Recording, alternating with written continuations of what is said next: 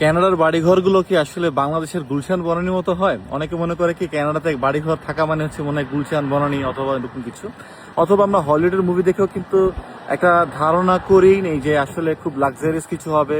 So US and Canada পাশাপাশি, তার মানে কানাডা নেইবারহুডও মনে হয় খুব লাক্সারিয়াস হবে। হ্যাঁ, কানাডাতে অনেক অনেক মানে পশ এলিট যারা ক্লাসের যারা আছেন তাদের যে নেবারহুডগুলো আছে সেগুলো একটু ডিফারেন্ট, যারাগুলো অ্যাফোর্ড করতে পারে।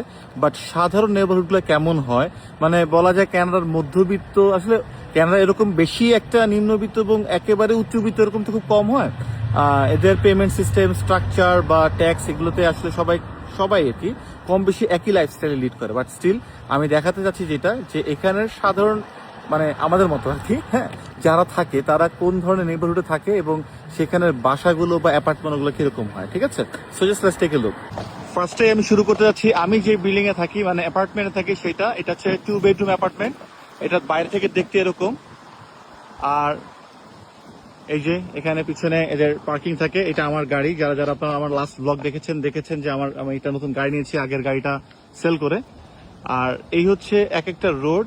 কানাডার অদ্ভুত বিষয় হচ্ছে এখানে প্রতিটা রোডেরই একটা নাম থাকে, প্রতিটা রোডেরই। সো দুইটা রোড যেখানে মানে ক্রস করে আর কি, ইন্টারসেক্ট করে, সেটাকে বলা হয় ইন্টারসেকশন। তো সাধারণত দেখা যায় যে এখানে নেইবারহুডের বাড়িগুলো এরকমই হয়, যে বাড়িগুলো। আর এই অ্যাপার্টমেন্ট এই রোডেই 2-3টা আছে, বাট সব রোডে যে এরকম অ্যাপার্টমেন্ট থাকবে তা না। তো বাড়িগুলো সাধারণত এরকম ধাঁচেরই হয়, একটু দেড়তলা টাইপের বাড়ি হয়। এবং প্রতিটা বাড়িতেই না হলেও 80% বাড়িতে কিন্তু আবার বেসমেন্টও আছে, যেগুলো হচ্ছে সেমি বেসমেন্ট টাইপের আর কি, মানে একেবারে মাটির তলে না। সো মাটি থেকে কিছুটা উপরে থাকে। এই যে বাড়িগুলো এরকম থাকে। তো প্রতিটা রোডের একটা নাম আছে।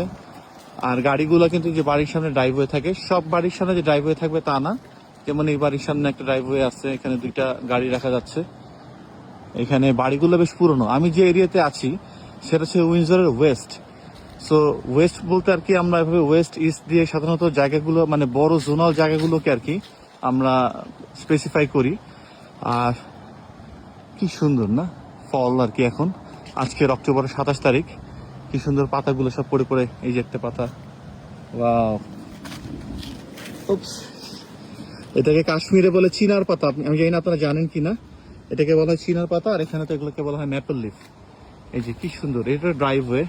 এই যে বাড়ি খুব সুন্দর করে এখানে আসে। দেন আবার ভিডিও করলে অনেকেই আবার রাগ করে। আমি দেখি এই ভিডিওতে আমি 2-1টা মানে সাজানো বাড়ি, মানে ভূত দিয়ে ঘর ঘেরা সাজানো বাড়িগুলো দেখানো যায় কিনা। সো এই হচ্ছে নেইবারহুড গুলো দেখেন এখানে। সো এখানে সাধারণত উপরতলাও থাকে মানুষ, গ্রাউন্ড ফ্লোর বা মেইন ফ্লোরও থাকে এবং নিচেও থাকে। তো এই হচ্ছে এক একটা নেইবারহুডের অবস্থা।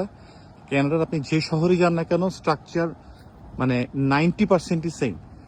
এরকমই রোডের পাশে এরকম ঘাসের পাশে এরকম একটা ফুটপাথ, তারপর হচ্ছে বাড়ি। কিছু কিছু বাড়ি ড্রাইভওয়ে সামনে আছে, কিছু কিছু বাড়ির পিছনে আছে, কিছু কিছু বাড়ি নাই আর কি। সামনে গেলে যে সামনে আরো সুন্দর সুন্দর কিছু বাড়ি আছে, এই যে দেখা যাচ্ছে। তো এই বাড়িগুলো সুন্দর।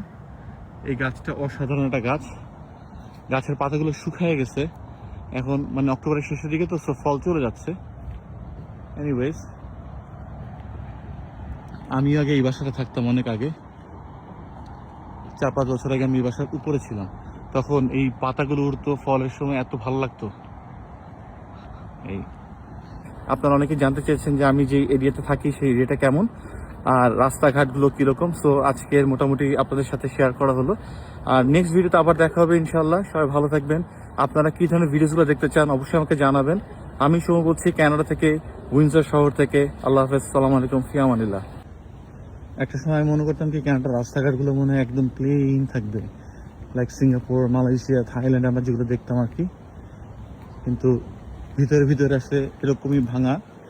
আর মজার বিষয় হচ্ছে এই রাস্তাগুলো কিন্তু পাথরের ঢালাই, তারপরে অনেক বছর এগুলো টেকে আর কি।